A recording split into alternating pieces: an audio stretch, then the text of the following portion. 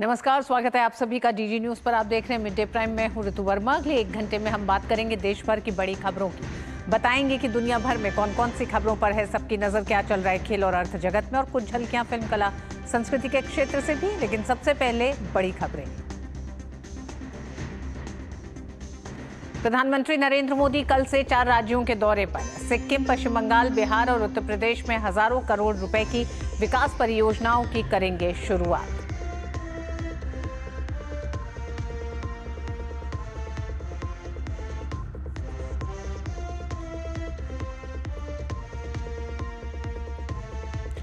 दुनिया भर में आतंकवाद पर पाकिस्तान की पोल खोल रहा सर्वदलीय प्रतिनिधिमंडल।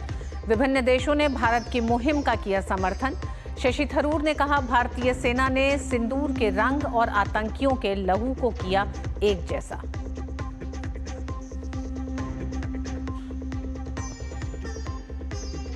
केंद्र सरकार ने तीनों सेनाओं में अंतर सेवा संगठन अधिनियम 2023 किया लागू। सेना में बढ़ेगा तालमेल और अनुशासन। इंटर सर्विस ऑर्गेनाइजेशंस के संचालन में स्पष्टता और कुशलता को मिलेगा बल।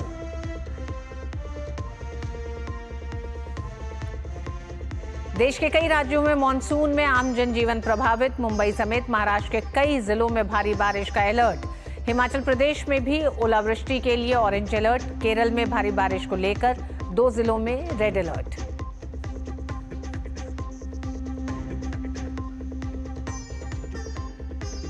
और अमेरिकी राष्ट्रपति ट्रंप ने रूसी राष्ट्रपति पुतिन को दी चेतावनी। यूक्रेन पर लगातार हो रहे हमलों पर कहा कि पुतिन खेल रहे हैं आग से। रूस ने जताई ट्रंप के बयान पर आपत्ति।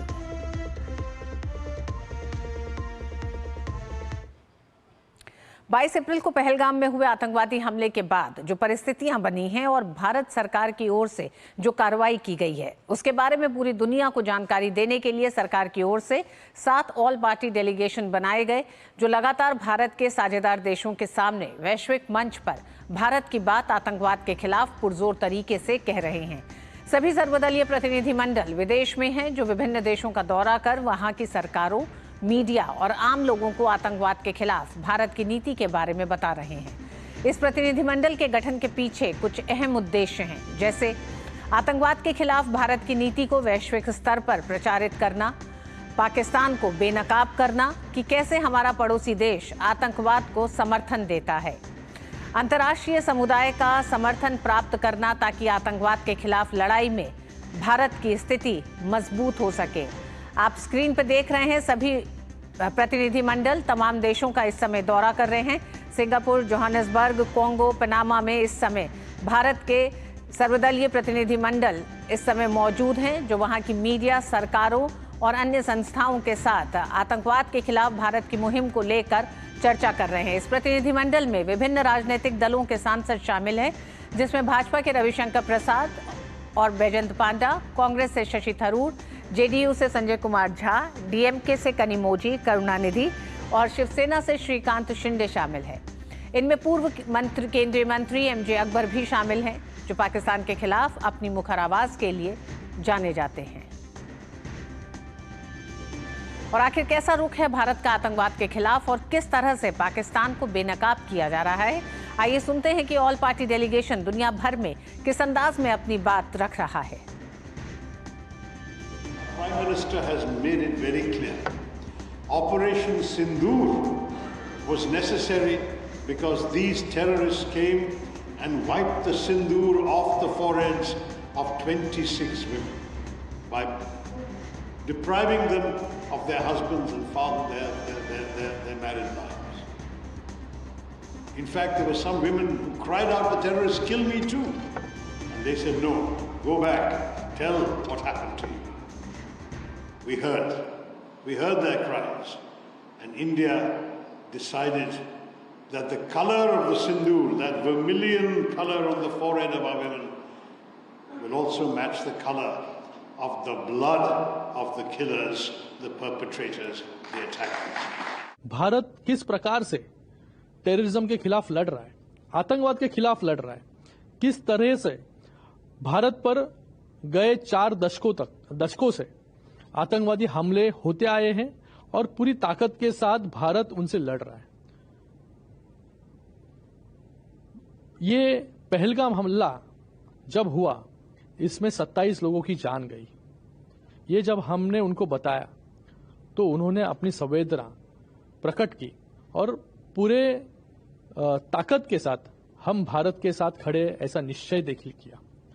उन्होंने ये भी कहा कि ये जो हरकत पाकिस्तान ने की है वो अलग अलग फोरम में जाकर पूरे दुनिया को बताने का काम भी वो करेंगे। मुझे लगता है कि ये बहुत बड़ी बात है।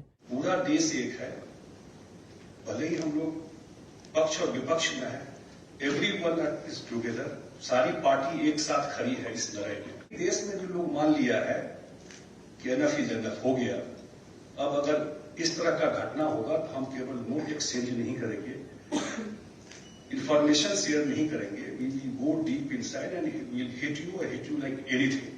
ये एक रिजॉल्व लेकर के गए हैं। दुनिया में भी हम लोग जाकर के यही बता रहे हैं। Must tell the truth to the world, and we all in one voice must condemn any terrorism anywhere in the world. And we have come with a message of peace, love, harmony. At the same time, we must not forget that India is not going to tolerate any violence against any Indians anymore. And that's the message that we have come. Our first effort will always be peace. And India is one country which has never initiated a war ever. तो आपने देखा विपक्ष के भी दो बड़े चेहरे प्रतिनिधिमंडल में शामिल दिखाई दिए। अभी जो आपने देखा सुप्रिया सुले और शशि थरूर कांग्रेस और एनसीपी से हैं, तो वहीं बाकी दोनों नेता सत्ता पक्ष से हैं। इसी के साथ जेडीयू सांसद संजय कुमार झा की अगुवाई में सर्वदलीय प्रतिनिधिमंडल सिंगापुर की अपनी यात्रा पूरी करने के बाद आज जकार्ता पहुंचा है। ये प्रतिनिधिमंडल पाकिस्तान प्रायोजित आतंकवाद के खिलाफ भारत की वैश्विक पहुंच के तहत कई देशों का दौरा कर रहा है। प्रतिनिधिमंडल ने अब तक जापान, दक्षिण कोरिया और सिंगापुर का दौरा किया है।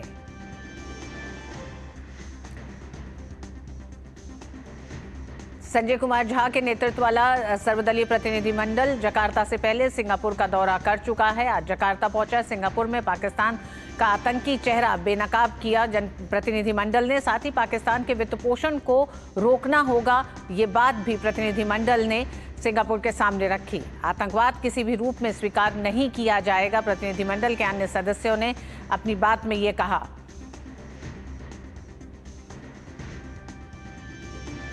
उधर कुवैत में सर्वदलीय प्रतिनिधिमंडल का नेतृत्व कर रहे भाजपा सांसद वैजयंत पांडा ने कहा कि प्रधानमंत्री नरेंद्र मोदी के दौरे के बाद से भारत और कुवैत के बीच सुरक्षा और आतंकवाद के खिलाफ साझा सहयोग के लिए समझौते हुए हैं। उन्होंने कहा कि आतंकवाद के खिलाफ भारत की जीरो टॉलरेंस नीति रही है। उन्होंने साथ ही कहा कि मांग की है कि पाकिस्तान को FATF की ग्रे सूची में डाला जाए ताकि पाकिस्तान को जो आर्थिक सहायता मिल रही है वो उसका दुरुपयोग न करे। इससे पहले भी भारत तमाम वैश्विक मंचों पर पाकिस्तान को ग्रे लिस्ट में डालने के एक तरह से अनुरोध कर चुका है। एक बार फिर प्रतिनिधिमंडल ने भी कुवैत का दौरा करते हुए इस बात को रखा। कुवैत और भारत के तो हज़ारों साल का संबंध है। कुवैत भी आतंकवाद का शिकार हुआ है और कुवैत ने भी एंटी टेररिज्म स्टेप्स लिए हुए हैं।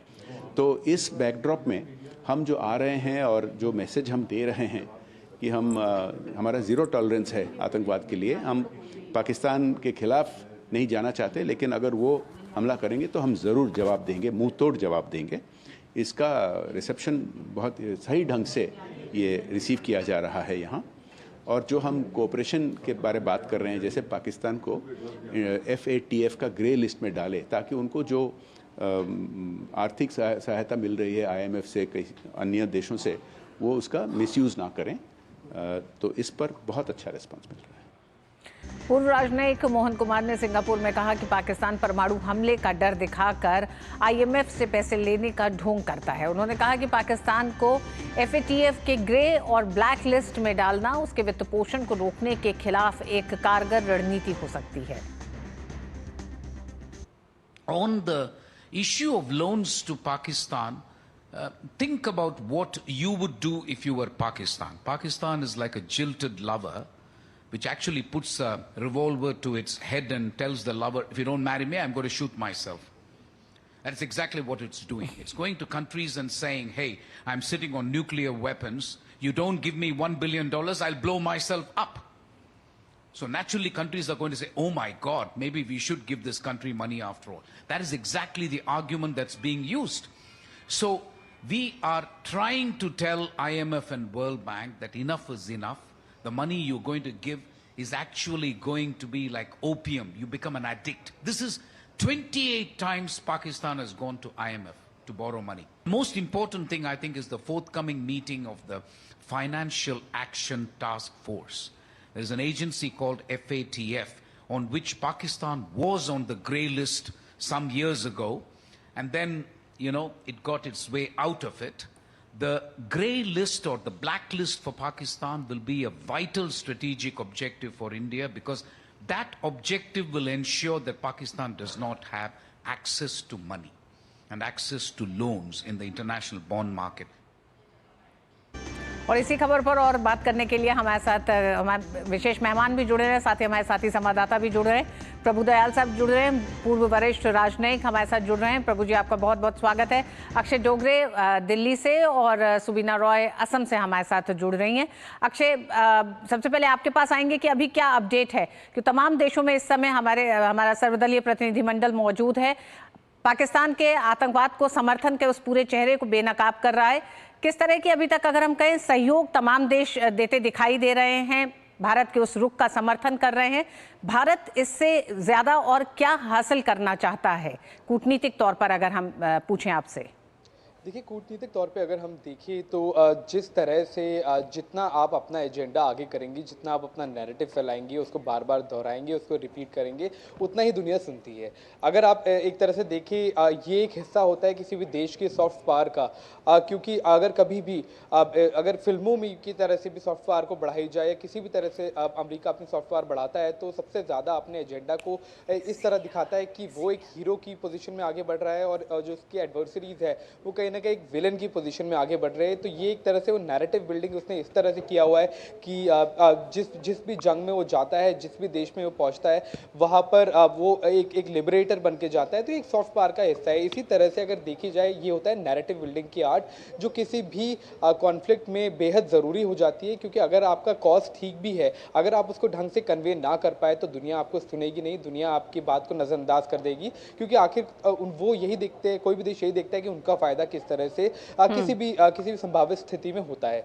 तो अगर ये जियोपॉलिटिक्स की बात की जाए कि इंडिया इससे क्या हासिल करना चाहता है, तो सबसे ज़रूरी बात यही रहेगी कि इंडिया इससे अपना जो रियल कंसर्न है कि किस तरह से आतंकवादियों की वजह से ना सिर्फ दोनों देशों के बीच एक जंग छिड़ने वाली थी, बल्कि दुनिया को ये चीज़ का एहसास होना चाहिए कि दोनों परमाणु हथियारों से लैस देश है। भारत दुनिया की एक बहुत बड़ी इकोनॉमी है। अगर भारत डिस्टेबलाइज होता है किसी भी तरीके से, तो ये दुनिया के लिए बुरी खबर है। और किस तरह से पाकिस्तान आग के साथ खेल रहा है, अगर आतंकवाद की बात की जाए, ये बात दुनिया को ये भी बताने वाली चीज़ थी कि सिर्फ इससे भारत प्रभावित नहीं है, पूरी दुनिया प्रभावित है। जितने भी आतंकवादी घटनाएं होती है, उनका कहीं ना कहीं लिंक पाकिस्तान में मिलता है। तो ये अब एक अवेयरनेस का एक बहुत ज़रूरी ये मौका था, जिसको लेकर तमाम दल के लोग गए, ये दिखाने के लिए कि देश एकजुट खड़ा है। ये केवल सरकार या फिर एक पार्टी का ओपिनियन नहीं है। 140 करोड़ लोग और उनके प्रतिनिधि आपके सामने आकर एक बात कहना चाह रहे हैं कि कल को अगर भारत दोबारा कड़ाई से कोई एक्शन लेता है तो उसको दोष भी ना दिया जाए और इसको होने से पहले रोका जाए, पाकिस्तान के ऊपर प्रतिबंध लगाया जाए। एफएटीएफ की अगर बात की जाए, ठीक अक्षय, तो बड़ा कूटनीतिक मकसद यही दिखाई देता है। जिस तरह से आप बता रहे हैं कि पाकिस्तान की प्रवृत्ति को अगर देखें, तो वो अपनी प्रवृत्ति को अगर उसकी देखें, तो आने वाले समय में अगर कुछ ऐसा होता है तो भारत अगर कोई बड़ा कदम उठाता है तो उसकी एक आम सहमति, एक समर्थन के तौर पर। प्रभुदयाल जी, आप किस तरह से देख रहे हैं? बड़ी कूटनीतिक पहल है, क्योंकि पाकिस्तान के खिलाफ, आतंकवाद के खिलाफ भारत तमाम वैश्विक मंचों पर, बायलैटरल, मल्टीपोलर मंचों पर हमेशा से बोलता रहा है। लेकिन इस तरह का जो प्रयास, जिसमें विपक्ष और सत्ता पक्ष के तमाम नेता भारत की एक बुलंद आवाज के तौर पर तमाम देशों के बीच में मौजूद हैं, संकेत क्या मिल रहे हैं? क्या भविष्य में अगर कुछ होता है तो भारत कोई बड़ा एक तरह से कदम उठाने से पहले पूरे विश्व को बताना चाहता है, साफ करना चाहता है कि पाकिस्तान किस तरह से आतंकवाद को पाल रहा है? बहुत बहुत धन्यवाद अपने शो में बुलाने के लिए। आपने ये बात बड़ा अच्छी तौर पे कही कि ये जो सर्वदलीय डेलीगेशन है, इससे एक नेशनल यूनिटी का संदेश जा रहा है और ये संदेश जा रहा है कि आतंकवाद के मामले पर हम सब एकजुट हैं और रहेंगे और इसके विरुद्ध हम करारा जवाब देंगे। देखिए, भारत ने बार बार ये स्पष्ट कर दिया है कि टेररिज्म के प्रति हम जीरो टॉलरेंस रखेंगे, और ये जो सर्वदलीय डेलीगेशन है ये भी दुनिया में हमारा ये संदेश दे रहा है। और ये बहुत अहम बात है, क्योंकि जैसा अक्षय डोंगरे ने कहा, दुनिया के लोग ये समझते हैं कि पाकिस्तान से जो उत्पन्न टेररिज्म है वो भारत को ही नुकसान पहुंचाता है। तो दुनिया को समझना चाहिए कि पाकिस्तान से उत्पन्न होता हुआ टेररिज्म उनको भी नुकसान पहुंचाता है और पहुंचाता रहेगा। देखिए, बहुत से ऐसे टेररिस्ट इंसिडेंट्स होते हैं यूरोप में जिनमें पाकिस्तानी लिंक्स पाए जाते हैं। 9/11 के भी जो मास्टरमाइंड्स थे वो पाकिस्तान से कनेक्टेड थे। उसामा बिन लादेन को कहां शरण मिली? वो 5 साल तक पाकिस्तान में एबटाबाद में रह रहा था, नेशनल मिलिट्री एकेडमी से लगभग 1 मील की दूरी पे। तो पाकिस्तान ने हमेशा टेररिस्ट को और टेररिज्म को पनाह दी है, और भारत ने अब ये दुनिया तक संकेत पहुंचाया है कि पाकिस्तान दुनिया के लिए खतरा है। प्रभुदयाल जी, भारत जिस बात को लगातार कह रहा है कि पाकिस्तान आतंकवाद को पालता है, पोसता है, ये बात पाकिस्तान ने खुद भी एक तरह से दुनिया के सामने पेश कर दी है जब उसकी सेना आतंकवादियों के जनाजे में खड़ी दिखाई दी। ऐसे में क्या आपको लगता है अब दूसरी तरफ नैरेटिव बिल्डिंग का ये दूसरा चरण होगा, जब वित्त पोषण आतंकवाद को किस तरह से बंद किया जाए, पाकिस्तान को किस तरह से रोका जाए कि वो आतंकवाद में उस तमाम जो उसे सहूलियतें आर्थिक मिल रही हैं उसका इस्तेमाल ना करे? FATF की ग्रे और ब्लैक लिस्ट में डालने की जो एक ये बड़ी मांग है, क्या आपको लगता है कि अब तमाम देश आगे बढ़ेंगे, IMF अब सोचेगा? देखिए, भारत पूरी तरह से कोशिश करेगा कि FATF की ग्रे लिस्ट में फिर पाकिस्तान आ जाए, और जब तक टेररिज्म से पाकिस्तान के कनेक्शन नहीं टूटते वो ब्लैक लिस्ट में भी जाने की पॉसिबिलिटी होनी चाहिए। लेकिन देखिए, ऐसा है कि बहुत सी पॉलिटिक्स इसमें खेली जाती है। अमेरिका की सहायता से पाकिस्तान ग्रे लिस्ट से निकला था, अभी भी अमेरिका कुछ तरह से पाकिस्तान को जरा प्रोटेक्ट सा कर रहा है और उसको ये दर्शाने की कोशिश कर रहा है कि पाकिस्तान के साथ वो ट्रेड बढ़ाएगा। तो ये इसमें कुछ पॉलिटिकल पॉलिसी ऐसी गंदी आ जाती है सामने, जिसकी वजह से हमने ये देखा कि रुकावट पड़ती है। IMF ने अभी लोन दिया, जब हमने ऑपरेशन सिंदूर लॉन्च किया उसके बाद 10 मई को पाकिस्तान को IMF ने लोन दिया। क्यों दिया? देखिए, जरूर इसमें अमेरिका का प्रेशर रहा। अमेरिका IMF में बड़ा इंपॉर्टेंट खिलाड़ी है, और हमने ये बार बार कहा कि पाकिस्तान को जो भी बाहर से पैसा मिलता है वो सिर्फ उसका इस्तेमाल टेररिज्म के लिए होता है, तो हमारे खिलाफ होता है, क्योंकि पाकिस्तान में जो राज है उनकी आर्मी का है। जो भी पैसा बाहर से पाकिस्तान को मिलता है वो आर्मी खींच लेती है, और किस तरह से वो खर्च करती है सबको मालूम है। वो टेररिस्ट जो आउटफिट्स हैं, वहां ऑर्गेनाइजेशन है, लश्कर ए तैयबा, जैश-ए-मोहम्मद, हिजबुल मुजाहिदीन, इन पे वो खर्चा होता है इनको हथियार देने के लिए, और हर तरह से जो बाहर से विदेशी सहायता मिलती है वो भारत के खिलाफ ही फिर इस्तेमाल होती है। तो हमको पूरी कोशिश ये करनी होगी कि चाहे कोई भी इंटरनेशनल मॉनेटरी ऑर्गेनाइजेशन हो, चाहे IMF, वर्ल्ड बैंक, उनमें से जो सहायता मिले पाकिस्तान को वो बंद हो, और उसके अलावा FATF में फिर से पाकिस्तान ग्रे लिस्ट पे आए, क्योंकि ये जरूरी है कि देखा जाए कि पाकिस्तान में किस तरह से टेररिज्म को फाइनेंस किया जाता है और उस पर रोक लगाया जाए। ये बहुत आवश्यक कदम है। प्रभुदयाल जी, राजनीतिक सवाल ना पूछते हुए फिर भी मैं आपसे ये पूछूंगी कि आतंकवाद के खिलाफ इस लड़ाई में जिस तरह से इस प्रतिनिधिमंडल में कई ऐसे चेहरे दिखाई देते हैं, मनीष तिवारी, आनंद शर्मा, सुप्रिया सुले, कनिमोझी, ये तमाम चेहरे भारत की एक बड़ी आवाज बन के इन देशों में मौजूद हैं। क्या आपको लगता है, जब मनीष तिवारी जैसा कांग्रेस का एक नेता भी इस बात को कहता है कि अमेरिका का किसी तरह का कोई हस्तक्षेप नहीं था, अमेरिका किसी तरह का कोई मीडिएशन नहीं कर रहा था, ये दोनों देशों के DGMO के बीच की सिर्फ बातचीत थी, तो ये भी बड़ा संदेश भारत की तरफ से अमेरिका जैसे देशों को भी जाता है? बिल्कुल, ये बहुत अहम संदेश गया है कि भारत ने तो ये स्पष्ट किया कि अमेरिका जो कह रहा है, प्रेसिडेंट ट्रंप ने कहा कि जैसे उन्होंने मीडिएट करके ये सीज फायर कराया है, बिल्कुल गलत बात है। हमारे जो ये डेलीगेट्स गए हैं इन्होंने बार बार ये बात स्पष्ट की है, जो पाकिस्तान ने घुटने टेके वो इस वजह से कि हमारे एयरफोर्स ने और हमारी आर्मी ने इतने एक्यूरेट स्ट्राइक्स किए और पाकिस्तान को इतना नुकसान पहुंचाया, तभी वो मजबूर हुआ। नहीं तो पाकिस्तान किसी के कहने पे थोड़ी ना चलता, वो हरकतें करता रहता। तो ये जो अमेरिका की तरफ से बातें हुई, हमारे सब जो पार्लियामेंट्री डेलीगेट्स हैं वो ये स्पष्ट कर रहे हैं कि इसमें बिल्कुल सच नहीं है। और अगर पाकिस्तान के साथ हमने सीज फायर किया, वो इस वजह से किया कि उनके डीजीएमओ ने हमारे डीजीएमओ को कॉल किया और रिक्वेस्ट की कि भाई अब ये सीज फायर होना चाहिए। तो एक तरह से जब उन्होंने घुटने टेके तभी हमने सीज फायर एग्री किया। जी प्रभुदयाल जी, हम जहां नेशनल नैरेटिव बनाने की बात करते हैं और आप ये कह रहे हैं कि आतंकवाद के खिलाफ एक भारत की एक सामूहिक एक मजबूत आवाज के तौर पर ये प्रतिनिधिमंडल है, उसमें जब चेहरे स्क्रीन पे आप भी देख रहे हैं प्रतिनिधिमंडल में जो तमाम चेहरे उसमें शामिल हैं, असदुद्दीन ओवैसी हैं, गुलाम नबी आज़ाद हैं, विजयन पांडा हैं, तो वहीं तमाम विपक्षी पार्टियों के नेता हैं, कई राजनयिक शामिल हैं। ऐसे में क्या आपको लगता है कि भारत के भीतर जिस तरह से कुछ राजनीतिक पार्टियां जो एक तस्वीर बाहर पेश करना चाहती हैं, आज उन तमाम नैरेटिव्स को धता बताते हुए भारत की तरफ से एक ही आतंकवाद के खिलाफ एक आवाज है कि पाकिस्तान से जो आतंकवाद पल रहा है, पनप रहा है, उसे खत्म करने की जरूरत है और अगर कोई और नहीं इसके लिए साथ आएगा तो भारत अकेला कुछ बड़े कदम उठाएगा। यानी कि आने वाले समय के लिए भी ये चेतावनी है पाकिस्तान को भी और तमाम उन देशों को जो पाकिस्तान का समर्थन करते दिखाई देते रहे हैं।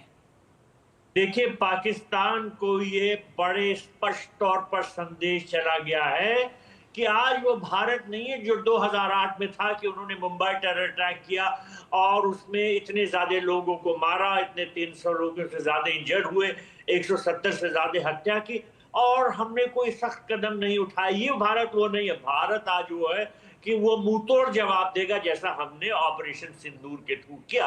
और जैसा आपने कहा कि जितने ये पार्लियामेंट्री डेलीगेशंस गए हैं, इसमें बहुत से ऑपोजिशन की फिगर्स हैं, जैसे आपने जिक्र किया असदुद्दीन ओवैसी साहब, गुलाम नबी आजाद साहब, ये सब जो है ये बहुत सरकार के विरोध में समझे जाते हैं। लेकिन जी आपने देखा कि किस तरह से इन सब ने एकजुट होकर पाकिस्तान की कड़े शब्दों में निंदा की और स्पष्ट तौर पे ये कहा कि वो पूरी तरह से भारत सरकार के साथ खड़े हैं और जो हम लड़ाई लड़ रहे हैं ये आतंकवाद के खिलाफ है और जब तक ये लड़ाई खत्म नहीं होगी तब तक पाकिस्तान की तरफ से आतंकवाद खत्म नहीं होगा। तो पाकिस्तान को एक बहुत अहम संदेश गया है हमारे इन डेलीगेशंस के जाने से। प्रभुदयाल जी, इसमें बहुत से ऐसे खाड़ी देश हैं जहां भारत का प्रतिनिधिमंडल पहुंचा है।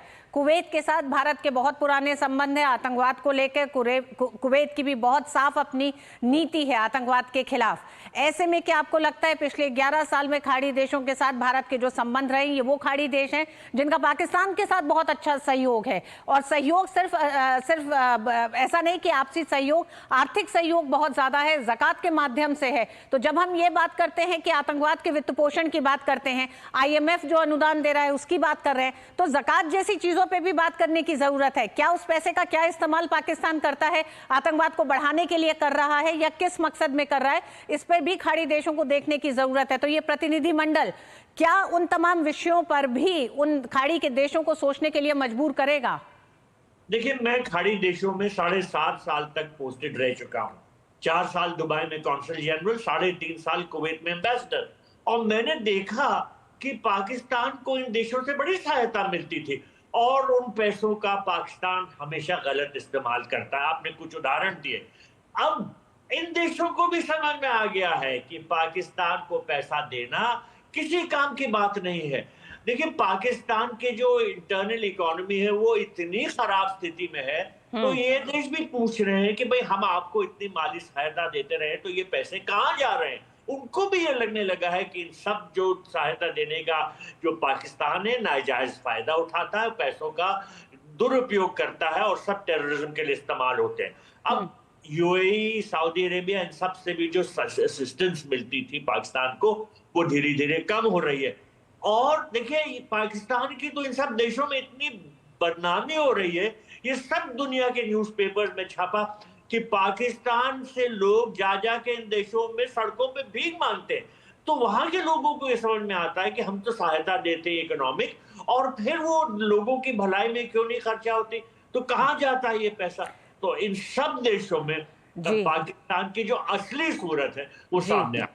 प्रभुदयाल जी, जिन जिन देशों में ये प्रतिनिधिमंडल इस समय मौजूद है, उन देशों के साथ भारत के अच्छे संबंध है। तमाम ऐसे क्षेत्र हैं जिसमें भारत के साथ एक बड़ा सहयोग चल रहा है। डिजिटल इंफ्रास्ट्रक्चर एक ऐसा क्षेत्र भारत का है जहां भारत लगातार तमाम मंचों पर, इनमें से बहुत से ऐसे देश हैं जिनको सहयोग करने की बात करता रहा है और भारत ये चाहता है कि सभी का विकास हो। तो भारत के पास जो ताकत है उसको साझा करने के लिए, ऐसे में क्या आपको लगता है ये जो प्रतिनिधिमंडल जब इस पूरी यात्रा के बाद वापस आएगा तो एक ये पूरा खाका साफ खिंच गया है कि इन देशों को अगर पाकिस्तान के साथ संबंध निभाने हैं तो इन्हें क्या पाकिस्तान से मिलेगा, और भारत के साथ अगर संबंध निभाने हैं तो आतंकवाद के साथ किसी भी रूप में खड़ा होना कितना घातक इन देशों के लिए हो सकता है। तुर्की और तुर्की जब खड़ा हुआ तो हमने देखा कि किस तरह से भारत ने खुलकर बहिष्कार किया। जी बिल्कुल, देखिए इन सब खाड़ी देशों को ये साफ हो गया है कि भारत के साथ अगर वो अच्छे रिश्ते रखते हैं तो उनके लिए बहुत भला है। लेकिन देखिए इसमें हमारे प्रधानमंत्री जी की बहुत अहम भूमिका रही है, क्योंकि वो इन सब देशों में जाते रहे। अब यूएई में उन्होंने 7 बार दौरे किए और उनके पहले कौन गया था यूएई के दौरे पे? प्रधानमंत्री इंदिरा गांधी। उसके बाद भारत का कोई प्रधानमंत्री गया ही नहीं और मोदी जी 7 बार गए। और वहां के जो अबू धाबी के रूलर हैं और जो वहां के प्रेसिडेंट हैं शेख मोहम्मद बिन जायद अल नहयान, उनको भी कई बार भारत के दौरे पे बुलाया। गुजरात में एक बहुत बड़ा ट्रेड फेयर था, उसमें उनको चीफ गेस्ट बना। तो हर तरह से रिश्ते मजबूत करने की कोशिश की है प्रधानमंत्री मोदी जी ने। और इन सब देशों को लगने लगा है कि भारत के साथ कोऑपरेशन करने में उनका बहुत फायदा है, चाहे वो एग्रीकल्चरल सेक्टर में हो, चाहे हाई टेक में हो, चाहे इंफॉर्मेशन टेक्नोलॉजी में हो। इन सब सेक्टर्स में जो भारत की जो भूमिका है बहुत स्पष्ट हो गई है और कोऑपरेशन करके ये देश क्या फायदा उठा सकते हैं इनको समझ में आने लगा। अब ये भी देखिए कि डिफेंस एरिया में इन खाड़ी देशों के साथ हमारा कोऑपरेशन बहुत बढ़ रहा है और कई इन देशों के साथ हम बायलैटरल मिलिट्री एक्सरसाइजेस करते हैं। इन सब से ये स्पष्ट होता है कि जहां तक सब मसले हैं, सिक्योरिटी, डेवलपमेंट, प्रोग्रेस, इन सब में वो समझते हैं कि भारत एक बहुत अच्छा पार्टनर है और भारत के साथ वो रिश्ते बहुत आगे बढ़ाना चाहिए। बिल्कुल प्रभुदयाल जी, भारत का ये कूटनीतिक प्रहार जो है आतंकवाद के खिलाफ, ये बेहद अहम माना जा रहा है। जिस तरह से 7 प्रतिनिधिमंडल भारत की यात्रा कर रहे हैं दुनिया के तमाम देशों में। प्रभुदयाल जी, विभिन्न विषयों पर बात करने के लिए, इस प्रतिनिधिमंडल से जुड़े हुए तमाम विषयों पर बहुत बहुत धन्यवाद। और मिड डे प्राइम में हम बात करेंगे और खबरों की, लेकिन जिस तरह से दुनिया के सामने पाकिस्तान को बेनकाब करता ये प्रतिनिधिमंडल है, इसकी यात्रा जारी है और तमाम देशों ने खुलकर समर्थन किया है भारत का आतंकवाद के खिलाफ। वक्त एक छोटे से ब्रेक का। वीडियो कहां चला? तो तुम ही तो कह रहे थे।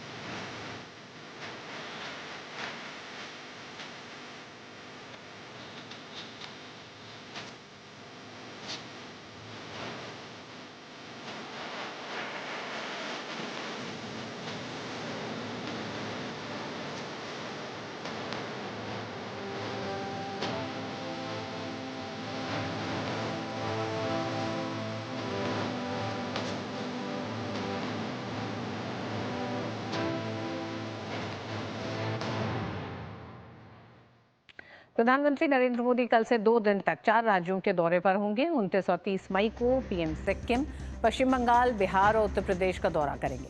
प्रधानमंत्री सिक्किम के स्थापना के 50 वर्ष पूरे होने के अवसर पर आयोजित कार्यक्रम में हिस्सा लेंगे और कई विकास परियोजनाओं का शिलान्यास और उद्घाटन भी करेंगे। प्रधानमंत्री पश्चिम बंगाल के अलीपुरद्वार में विशाल जनसभा को संबोधित करेंगे और पटना में रोड शो करेंगे। साथ ही कूच बिहार जिले में सिटी गैस वितरण परियोजना की आधारशिला रखेंगे। प्रधानमंत्री बिहार में पटना एयरपोर्ट के नए यात्री टर्मिनल का उद्घाटन करेंगे। 1410 करोड़ रुपए से अधिक की लागत से बनने वाले बिहटा एयरपोर्ट के नए सिविल एन्क्लेव की आधारशिला भी रखेंगे। 30 मई को प्रधानमंत्री काराकाट में 48,520 करोड़ रुपए से अधिक की लागत वाली कई विकास परियोजनाओं का उद्घाटन शिलान्यास करेंगे। इसके बाद प्रधानमंत्री उत्तर प्रदेश का दौरा करेंगे, जहां कानपुर नगर में करीब 20,900 करोड़ रुपए की लागत वाली कई विकास परियोजनाओं का शिलान्यास और उद्घाटन करेंगे। वह एक सार्वजनिक समारोह को भी संबोधित करेंगे। केंद्र सरकार ने तीनों सेनाओं, सेना, नौसेना और वायुसेना में एकीकृत कमान के लिए नए नियम अधिसूचित कर दिए हैं। सशस्त्र बलों में बेहतर समन्वय, संचालन दक्षता और संयुक्तता को बढ़ावा देने के उद्देश्य से अंतर सेवा संगठन कमांड नियंत्रण और अनुशासन अधिनियम 2023 के तहत नियमों को अधिसूचित कर दिया गया है। ये नियम 27 मई से लागू हो गए हैं। इसके साथ ही भारतीय सशस्त्र बलों के भीतर एकीकृत संचालन के नए युग की शुरुआत मानी जा रही है। ये अधिनियम ISO के कमांडर इन चीफ और ऑफिसर इन कमांड को उनके अधीन सेवारत सेवा कर्मियों पर कमान और नियंत्रण रखने का अधिकार देता है। इससे संगठनों के भीतर अनुशासन और प्रशासन का प्रभावी रखरखाव सुनिश्चित होगा। ये सशस्त्र बलों की प्रत्येक शाखा पर लागू अद्वितीय सेवा शर्तों में बदलाव किए बिना हासिल किया जाता है। इस अधिनियम को 2023 के मॉनसून सत्र के दौरान संसद के दोनों सदनों से पारित किया गया था और 15 अगस्त 2023 को राष्ट्रपति की स्वीकृति प्राप्त हुई थी। रक्षा विशेषज्ञों का मानना है कि यह कानून भारत की थिएटर कमांड जैसी संरचनाओं की दिशा में एक निर्णायक कदम है, जिससे भविष्य में संयुक्त सैन्य अभियानों की प्रभावशीलता और तत्परता में भारी बढ़ोतरी होगी।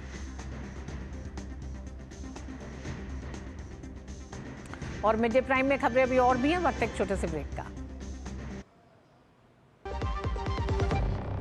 सुनो, एक अच्छी इंश्योरेंस पॉलिसी AI से पूछते हैं। एक ऐसी पॉलिसी जिसमें प्रीमियम पेमेंट हो लिमिटेड पर इनकम आती रहे लाइफ टाइम। LIC का जीवन उत्सव। एक ऐसी पॉलिसी जो दे होल लाइफ इंश्योरेंस कवर भी। LIC का जीवन उत्सव। वाओ, चलो तो LIC की जीवन उत्सव पॉलिसी ही लेते हैं। मैं भी तुमसे यही कह रही थी, LIC का जीवन उत्सव। लाइफ टाइम सेलिब्रेशन मनाइए LIC के जीवन उत्सव के साथ, फ्यूचर सेट है। पापा, फीस ज्यादा है। बेटा, याद है बोनस के कुछ पैसे हमने दूसरे खाते में रखे थे? 2 साल से खाते में कोई लेन देन नहीं हुआ है, शायद इनऑपरेटिव हो गया होगा। तो अब बैंक जाके या वीडियो KYC से KYC अपडेट कराओ, खाता होगा एक्टिव, एकदम फ्री। चलो। कहाँ? एडमिशन कराने। खाता हुआ एक्टिव। RBI कहता है जानकार बनिए, सतर्क रहिए। देश भर में मौसम का मिजाज तेजी से बदल रहा है। कई इलाकों में जमकर बारिश हो रही है। दिल्ली NCR में बीते कुछ समय से गर्मी अपने चरम पर है। आज सुबह से ही आसमान साफ रहा और तेज धूप बनी हुई है। यहाँ का तापमान अधिकतम 39 डिग्री सेल्सियस और न्यूनतम 27 डिग्री तक दर्ज किया गया। मौसम विभाग के मुताबिक दोपहर बाद NCR आसमान में बादल छाने की संभावना जताई गई है। मौसम विभाग के पूर्वानुमान के मुताबिक 29 मई से क्षेत्र में मौसम में बड़ा बदलाव देखने को मिल सकता है। NCR में तेज बारिश के साथ गरज, चमक और आंधी की संभावना है। 30 और 31 मई को भी गरज और चमक के साथ बारिश का सिलसिला जारी रह सकता है, जिससे तापमान में गिरावट देखी जा सकती है। उधर राजस्थान की बात करें तो मौसम विभाग का ताज़ा अनुमान है कि आज राजस्थान के उत्तर पूर्वी हवा, माफ करिएगा, राजस्थान में ऊपर एक पूर्वी हवाओं का ट्रफ बना हुआ है। इसके प्रभाव से 4 जिलों जोधपुर, बीकानेर, अजमेर और जयपुर के कुछ हिस्सों में दोपहर के बाद तेज मेघ गर्जन के साथ हल्की से मध्यम बारिश होने की संभावना है। इस दौरान 50 से 60 किलोमीटर प्रति घंटे की रफ्तार से आंधी भी चलने की संभावना है। दक्षिण पश्चिम मानसून केरल में बेहद सक्रिय बना हुआ है। प्रदेश के 2 उत्तरी जिलों में रेड अलर्ट जारी है, जबकि 9 जिलों में ऑरेंज अलर्ट घोषित किया गया है। लगातार हो रही भारी बारिश से बहुत भारी बारिश से जनजीवन प्रभावित है। राज्य के लगभग सभी जिलों में कुछ एक स्थानों पर मूसलाधार वर्षा दर्ज की गई है। कोट्टायम और पठानमथिट्टा जिलों में नदियों के लिए ऑरेंज लेवल बाढ़ चेतावनी जारी की गई है।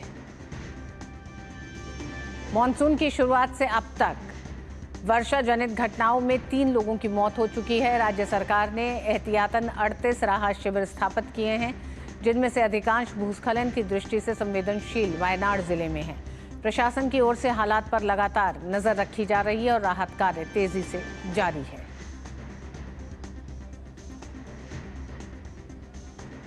उधर पूर्वोत्तर राज्यों में दक्षिण पश्चिम मानसून के और आगे बढ़ने की स्थिति अनुकूल हो रही है और आज से 2 जून तक मिजोरम, त्रिपुरा, मणिपुर, नागालैंड, अरुणाचल प्रदेश, असम और मेघालय में अलग अलग स्थानों पर भारी से बहुत भारी बारिश की संभावना है। मौसम विभाग के मुताबिक आज मिजोरम में अत्यधिक भारी बारिश का अनुमान है, जबकि 29 और 30 मई को असम और मेघालय में अत्यधिक भारी बारिश हो सकती है। असम में हल्की से मध्यम बारिश हो रही है और कछार के कुछ इलाकों में तेज हवाएं चल रही हैं। मौसम विभाग ने धुबरी, साउथ सालमारा, बोंगाईगांव, बर्दो, बोंगाईगांव, कामरूप, पश्चिम कार्बी आंगलोंग, गोलाघाट के लिए येलो अलर्ट और डिमो हसाओ, कछार, हाइलाकांडी, श्रीभूमि के लिए ऑरेंज अलर्ट जारी किया है। बाढ़ से संबंधित खतरों के मद्देनजर राज्य प्रशासन ने अपनी आपातकालीन प्रतिक्रिया प्रणाली सक्रिय कर दी है, जिसमें कई मंत्री बाढ़ और कटाव क्षेत्रों का दौरा कर रहे हैं और स्थिति का आकलन कर रहे हैं। असम और मेघालय में 29 और 30 तारीख में भारी बारिश की चेतावनी जारी की गई है। असम में हल्की बारिश और कछार में तेज हवाएं इस समय चल रही हैं। आईएमडी ने कई इलाकों में येलो और ऑरेंज अलर्ट जारी किया है। मिजोरम में भारी बारिश की चेतावनी है। वहीं राज्य प्रशासन ने बाढ़ से निपटने के लिए आपातकालीन उपाय शुरू कर दिए हैं। दक्षिण पश्चिम मानसून के आगे बढ़ने की संभावना को देखते हुए कई राज्यों में अलर्ट जारी किया गया है। 28 मई से 2 जून तक भारी बारिश का अलर्ट है। दिल्ली एनसीआर में भी अगले 2 से 3 दिन तक मौसम में बड़ी तब्दीली देखी जाएगी। हम पीछे भी देख चुके हैं कि किस तरह से आंधी आई थी, तेज हवाएं चली थी। उस तरह का एक मौसम फिर बनता दिखाई दे रहा है अगले 3 से 4 दिन में। और बदलते मौसम पर बात करने के लिए हमारे साथ 3 संवाददाता जुड़ रहे हैं 3 अलग अलग राज्यों से। तापस भट्टाचार्य दिल्ली से, योगेश शीतल मुंबई से, सुबीना रॉय असम से। तो सबसे पहले तो मुंबई आते हैं योगेश आप ही के पास, क्योंकि लगातार हम देख रहे हैं जिस तरह की स्थिति मुंबई और मुंबई के आसपास के महाराष्ट्र के अन्य जिलों में बनी हुई है। हम देख रहे हैं पिछले 2 दिन से जिस तरह से येलो और रेड अलर्ट जारी किया गया है, मौजूदा स्थिति क्या बताई जा रही है?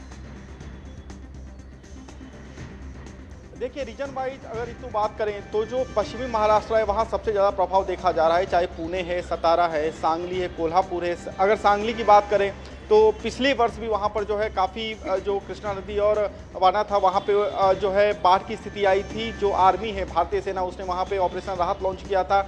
अभी भी वहाँ पर जो है जो कृष्णा नदी है वो कई जगहों पर जो है उसके पानी जो है वो गया है। बाढ़ जैसी स्थिति कई जगहों पर है। नांदेड़ में भी ऐसी ही स्थिति जो है वो देखी जा रही है। तो अगर आप मराठवाड़ा अगर रीजन की बात करें, जालना में कुछ जगह पर जो है जलजमाव देखा गया, घरों में पानी गया है। और अगर अहिल्यानगर की बात करें, जो कि पहले अहमदनगर था, वहाँ का अगर बात करें, वहाँ पे सेना को एहतियात के तौर पर बुलाया गया है। तो कुल मिलाकर अगर आप मराठवाड़ा और विदर्भ की बात करें तो ये स्थिति है। अगर कोंकण रीजन की बात करें तो कोंकण में सिंधुदुर्ग, रत्नागिरी, यहाँ पर चूंकि समुद्र तटीय इलाका है तो मछुआरों को पहले ही हिदायत दी गई है कि ऐसे समय में वहाँ पर नहीं जाए। वहाँ पे जो है ऑरेंज अलर्ट जो है वो जारी किया गया है। अगर प्रिसाइजली अगर सिटी की बात करें मुंबई में, तो सोमवार में जिस तरीके से हमने देखा काफ़ी ज़्यादा बारिश हुई थी। हालांकि आज यहाँ येलो अलर्ट है, लेकिन कुछ जगहों पर जो कि आइसोलेटेड प्लेस है वहाँ पे बारिश हो रही है। वर्ली जहाँ इस वक्त हमें, वहाँ पे आप देख सकते हैं कि आपको धूप दिखेगा। यहाँ पे उस तरीके का क्लाउडी स्काई नहीं है, हवाएं भी चल रही है। सामान्य तौर पर उमस यहाँ पर ज्यादा है। लेकिन जिस तरीके की जो है प्रेडिक्शन की गई है मौसम विभाग के द्वारा, जिस तरीके का जो फोरकास्ट किया गया है उस मुताबिक लोक और बीएमसी जो एजेंसियां हैं वो एहतियात बरत रही हैं। कुल मिलाकर महाराष्ट्र में अभी फिलहाल जो है स्थिति सामान्य आप कह सकते हैं, लेकिन मानसून जिस तरीके का प्रेडिक्शन है सारी एजेंसियां और सारे डिपार्टमेंट्स जो है वो अलर्ट पे है इस वक्त। जी सुबीना असम से हमारे साथ जुड़ी हुई हैं। सुबीना, पूर्वोत्तर राज्यों में भी अलर्ट जारी किया गया है क्योंकि अगले 3 दिन 30 तारीख तक का जो समय है वो कई राज्यों के लिए एक तरह से बहुत तेज बारिश के संकेत दे रहा है, संभावना जताई गई है। मिजोरम है, मणिपुर है, ये तमाम इलाके हैं। असम में भी एहतियात बरता जा रहा है। किस तरह से प्रशासन तैयार है इन तमाम पूर्वानुमानों को लेकर? जी ऋतु, जो अपर साइक्लोनिक एक सर्कुलेशन बना हुआ है जिसके वजह से जो है बे ऑफ बंगाल से ये साउथ असम मतलब कछार होते हुए पूरे नॉर्थ ईस्ट के तरफ आगे बढ़ रहा है, जो ये साउथ वेस्ट मानसून है। इसलिए जो है मिजोरम, अरुणाचल प्रदेश हो गया, नागालैंड और भी जो त्रिपुरा हो गया, ये सब स्टेट्स में जो है भारी बारिश होने की संभावना है। आईएमडी ने अलर्ट जारी किया है 28 मई से 2 जून तक। और जो प्रिपेयर्डनेस है इस बार काफी मल्टी प्रोंग्ड अप्रोच लिया गया है, स्ट्रक्चरल अप्रोच भी लिया गया है, एज इन की एंक्रोचमेंट्स जो है उनको साफ किया जा रहा है। जैसे कि रिसेंटली गुवाहाटी में सिलसाको एरिया में भी एंक्रोचमेंट्स जो है उनको हटाया जा रहा है, ताकि जो है फ्लड वाटर अगर इनकेस बढ़ता है उस टाइम पे जो है फ्लड प्लेन्स जो है ये सब एक्स्ट्रा वाटर्स को एडजस्ट कर सके ऋतु। और अपार्ट फ्रॉम दैट एनडीआरएफ की टीम ने भी इस बार 300 से ज्यादा पर्सनल इस बार लगाए गए हैं। यूनिसेफ ने भी 100 पर्सनल से ज्यादा लगाए हैं। और कहीं पे भी इरोजन होता है या फ्लड एम्बैंकमेंट ब्रीच होता है उसका तुरंत मतलब कैसे मिटिगेट किया जाए वैसा अप्रोच इस बार लिया जा रहा है, ताकि फ्लड फ्री असम की तरफ हम लोग जा सके। ऋतु जी सुबीना, हमारे साथ तापस भी जुड़े हुए हैं। तापस, जहां हम देख रहे हैं मुंबई कोंकण के हिस्से में रेड अलर्ट और येलो ऑरेंज अलर्ट जारी किया जा रहा है। पूर्वोत्तर में भी हम देख रहे हैं मानसून जैसे जैसे आगे बढ़ रहा है तमाम एक तरह से बड़े संकेत मिल रहे हैं। ऐसे ही दिल्ली एनसीआर के लिए राहत शायद मानसून लेकर आ रहा है, ऐसा लग रहा है। अलर्ट बहुत ज्यादा जारी नहीं हुए हैं रेड अलर्ट जैसे, लेकिन ये लग रहा है कि अब मौसम बदलेगा तो लोगों को राहत मिलेगी। देखिए, मानसून दिल्ली में अभी नहीं आ रहा, वो जून के अंत तक आएगा। वो उसका समय 29 जून वैसे होता है। उसके हम एक्सपेक्ट कर रहे हैं इस बार। जो मेरी बात हुई थी सीनियर साइंटिस्ट से जो आईएमडी के, उन्होंने कहा कि हम एक्सपेक्ट कर रहे हैं करीब 1 हफ्ता पहले आ सकता है मानसून दिल्ली में, लेकिन दिल्ली अभी दूर है मानसून के लिए। बाकी दिल्ली वासियों को अगले 2 दिन खासतौर 30 और 31 को थोड़ी राहत इस चिपचिपी गर्मी से। मैं खड़ा हूँ, आप देख सकते हैं कि पसीना पसीना हो रहा हूँ।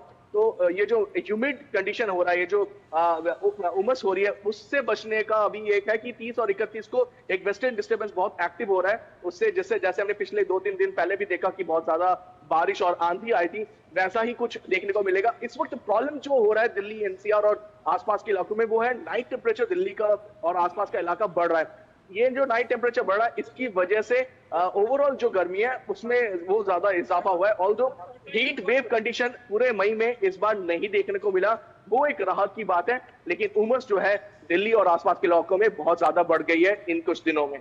तापस, आपसे ये भी जानना चाहेंगे, राजस्थान के कुछ इलाकों में गर्मी को देखते हुए, लू को देखते हुए येलो अलर्ट जारी किया गया है, उसका किस तरह का पूर्वानुमान मौसम विभाग बता रहा है? बिल्कुल, वेस्ट और ईस्ट राजस्थान की तरफ ये अलर्ट जारी किए जा रहे हैं और उनको कहा जा रहा है कि ये जो गर्मी है उससे थोड़ा जरूरी ना हो तो बाहर ना निकले। ये पूरा जो नॉर्थ वेस्ट पार्ट जो है वहां पे इस वक्त ये माहौल है, लेकिन जैसे मैंने कहा अगले 2-3 दिन में थोड़ा सा इसमें कमी देखने को जरूर मिलेगी। एक और जो चीज मैं आपके माध्यम से देश को बताना चाहूंगा, एक साइक्लोन तैयार हो रहा है, एक वेल मार्क्ड एरिया तैयार हो रहा है जो डिप्रेशन में तब्दील होगा अगले 24 घंटे में उड़ीसा के तटीयवर्ती इलाकों में। तो एक्सपेक्ट कर रहे हैं एक साइक्लोन भी बनेगा अगले कुछ दिनों में, तो वहां उड़ीसा में भी अगले 2 दिनों में मानसून पहुंचने वाला है। उसकी भी तीव्रता और इसके साथ साथ ये जो साइक्लोन बनेगा उसकी तीव्रता दोनों मिलके ये जो पूरा ईस्ट साइड है देश का, वहां पे हमें देखने को मिलेगा कि बहुत ज्यादा बारिश और आंधी तूफान आने की उम्मीद है। ठीक, मॉनसून अपने समय से थोड़ा पहले आया है तो कुछ जगह थोड़ी मुसीबतों को बढ़ाता हुआ दिखाई दे रहा है, जिसमें महाराष्ट्र जैसे राज्य हैं, तो वहीं पूर्वोत्तर के कई राज्य हैं जहां तमाम चेतावनियां जारी की गई हैं। संभावना है तेज बारिश के, उसको लेकर राज्य सरकारें भी कई एहतियाती कदम उठा रही है। दिल्ली वासियों के लिए फौरी राहत नहीं है, लेकिन 30 तारीख के बाद बारिश होने की संभावना है, तो वीकेंड आपका अच्छा हो जाएगा। बहुत बहुत धन्यवाद तापस आपका भी, योगेश आपका, सुबीना आपका, मौसम पर हमसे चर्चा करने के लिए। दिल्ली वासी के लिए एक अच्छा थोड़ा सी सूचना है कि 30 तारीख के बाद बारिश होती है, तो दिल्ली वालों के लिए मौसम हफ्ते के अंत तक जाते जाते घूमने फिरने लायक हो जाएगा।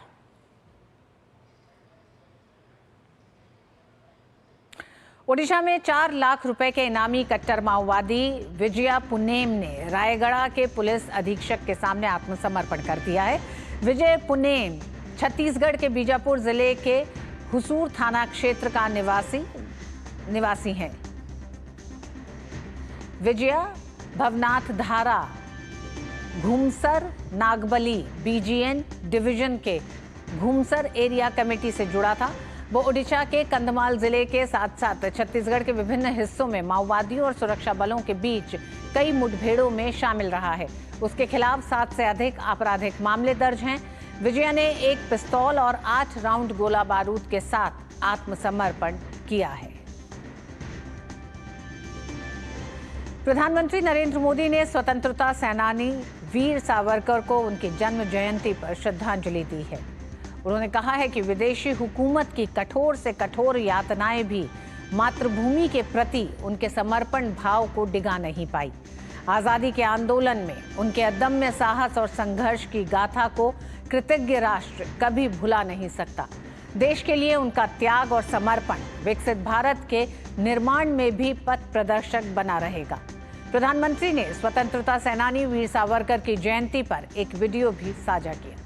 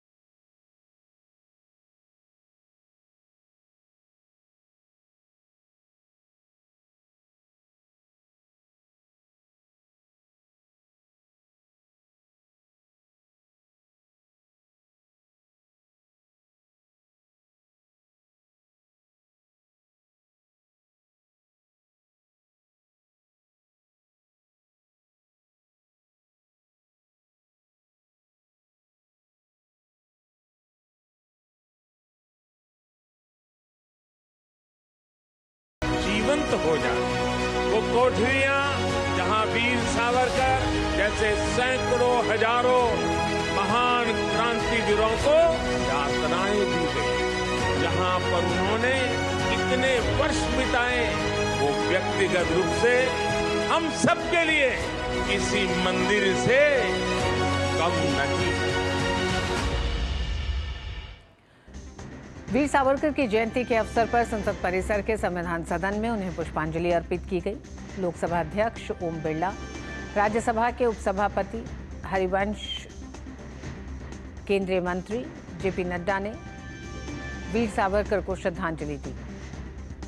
इस अवसर पर केंद्रीय मंत्री प्रताप राव जाधव, मुरलीधर मोहोल ने भी स्वतंत्रता सेनानी और सुधारक वीर सावरकर को पुष्प अर्पित किए।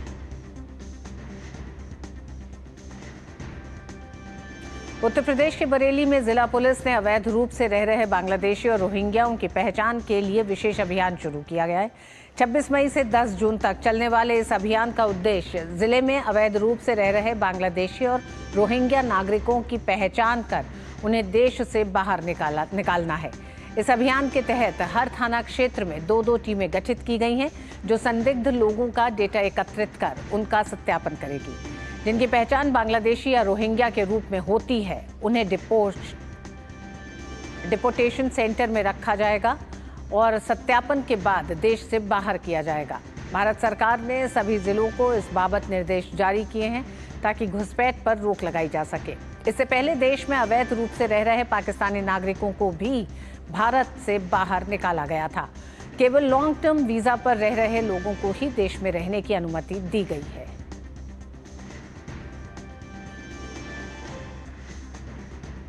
में 15 दिवसीय अभियान 25 मई से 10 जून का हम लोगों के द्वारा शुरू किया गया है। इस अभियान में सभी थाना क्षेत्रों में एक टीम गठित की गई है जिसमें उप निरीक्षक, पुरुष कांस्टेबल और महिला कांस्टेबल बनाए गए हैं।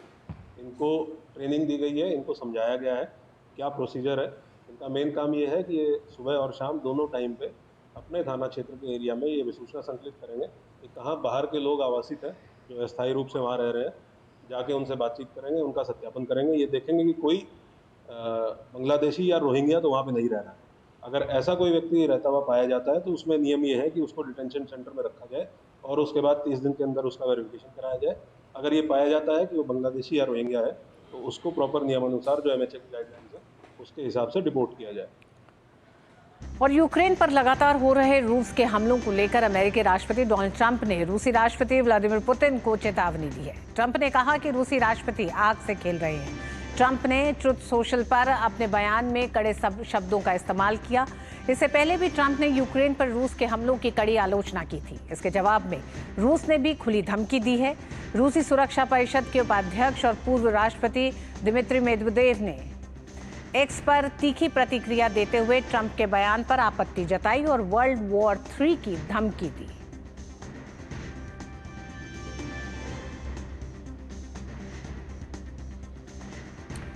अमेरिका में राष्ट्रपति डोनाल्ड ट्रंप ने एक ऐसा फैसला लिया है जिसकी चर्चा हो रही है। दरअसल ट्रंप प्रशासन ने विदेशी स्टूडेंट्स के वीजा इंटरव्यू पर फिलहाल रोक लगा दी है और निर्देश दिया है कि नए छात्र वीजा इंटरव्यू फिलहाल न लें। ये फैसला सोशल मीडिया अकाउंट्स की गहन जांच को अनिवार्य करने की योजना के तहत उठाया गया है। माना जा रहा है कि अमेरिका में पढ़ाई का सपना देखने वाले छात्रों के लिए ये झटका है। इस मामले में अमेरिकी विदेश मंत्री मार्को रूबियो की तरफ से एक पत्र में kha गया है कि वीजा इंटरव्यू की नई तारीख तब तक न दी जाए जब तक नई गाइडलाइंस जारी नहीं होती। इंडियन प्रीमियर लीग के प्लेऑफ मुकाबलों का लाइनअप तय हो गया है। अंक तालिका में शीर्ष पर रही 2 टीम पंजाब किंग्स और रॉयल चैलेंजर्स बेंगलुरु क्वालिफायर 1 में आमने सामने होंगी। क्वालिफायर 1 कल शाम मल्लानपुर में खेला जाएगा। वहीं अंक तालिका में तीसरे स्थान पर रही गुजरात टाइटंस और चौथे स्थान पर रही मुंबई इंडियंस एलिमिनेटर में आमने सामने होगी। ये मैच 30 मई को मुल्लानपुर में ही खेला जाएगा। इंडियन प्रीमियर लीग 18 के आखिरी लीग मैच में कल रॉयल चैलेंजर्स बेंगलुरु ने लखनऊ सुपर जायंट्स को 6 विकेट से हरा दिया। लखनऊ के दिए 228 रन के लक्ष्य को आरसीबी ने 18.4 ओवर में 4 विकेट खोकर हासिल कर लिया। इंडियन प्रीमियर लीग के इतिहास में ये किसी टीम द्वारा हासिल किया गया तीसरा सबसे बड़ा लक्ष्य रहा। आरसीबी की ओर से जितेश शर्मा ने 33 गेंद में 85 रन की मैच जिताऊ नाबाद पारी खेली। वहीं विराट कोहली ने भी अर्धशतक लगाया। इससे पहले लखनऊ सुपर जायंट्स ने निर्धारित 20 ओवर में 3 विकेट के नुकसान पर 227 रन बनाए। पूरे सीजन में फ्लॉप रहे लखनऊ के कप्तान ऋषभ पंत ने आखिरी मैच में शतकीय पारी खेली। ऋषभ पंत ने 61 गेंद में 118 रन की पारी खेली।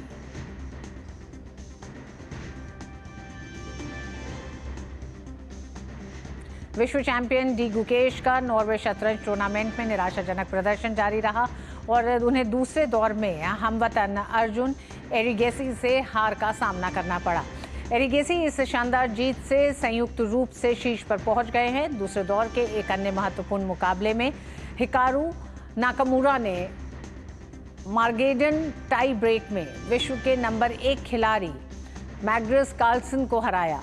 कार्लसन ने पहले दौर में गुकेश को हराया था। 6 खिलाड़ियों वाले डबल राउंड रॉबिन ओपन वर्ग में खिताब के प्रबल दावेदार माने जा रहे गुकेश शुरुआती 2 राउंड हारने के बाद अंक तालिका में सबसे नीचे हैं। विश्व के चौथे नंबर के भारतीय खिलाड़ी एरिगेसी 4.5 अंकों के साथ अमेरिकी ग्रैंड मास्टर नाकामुरा के साथ संयुक्त रूप से शीर्ष पर हैं। एरिगेसी तीसरे दौर में फेबियानो कारुआना से खेलेंगे, जबकि गुकेश रैपिड और ब्लिट्ज शतरंज के सर्वश्रेष्ठ खिलाड़ियों में से एक नाकामुरा के खिलाफ वापसी की उम्मीद करेंगे। वहीं नॉर्वे शतरंज टूर्नामेंट में महिला वर्ग में भारत के दोनों खिलाड़ियों ने निराशा किया। यूक्रेन की अन्ना मुजिचुक ने 2 बार की विश्व रैपिड चैंपियन कोनेरू हम्पी पर शानदार जीत दर्ज की। आर वैशाली चीन की टिंगजी लेई से आर्मागेडन गेम में हार गई। और इन खबरों के साथ मिड डे प्राइम में आज बस इतना ही। मुझे दीजिए अनुमति। नमस्कार।